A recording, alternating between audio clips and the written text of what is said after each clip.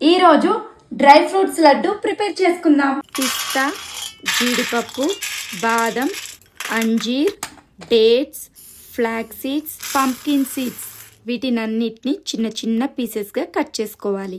కడాయిలో నెయ్యి వేసి కట్ చేసుకున్న బాదం పప్పును వేసి కలుపుకుంటూ కలర్ మారిన తర్వాత బయటికి తీసేయాలి.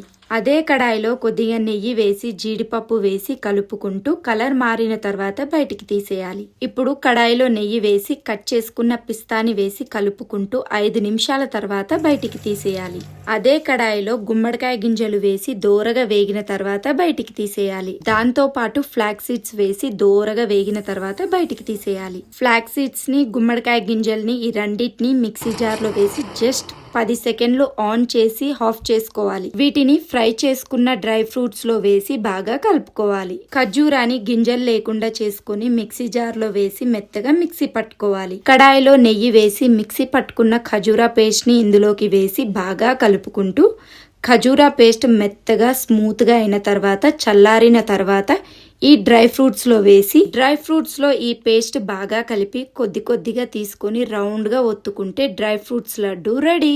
దీని టేస్ట్ చాలా బాగుంటుంది, ఆరోగ్యానికి మంచిది. ఫ్రెండ్స్, మీలో ఎవరికైనా ఈ డ్రై ఫ్రూట్స్ లడ్డు కావాలంటే swarnapickle.com అనే వెబ్సైట్ కి వెళ్ళి బుక్ చేసుకోండి. లేదంటే ఈ కింద వాట్సాప్ నెంబర్ కి కాంటాక్ట్ అవ్వండి. Thank you so much.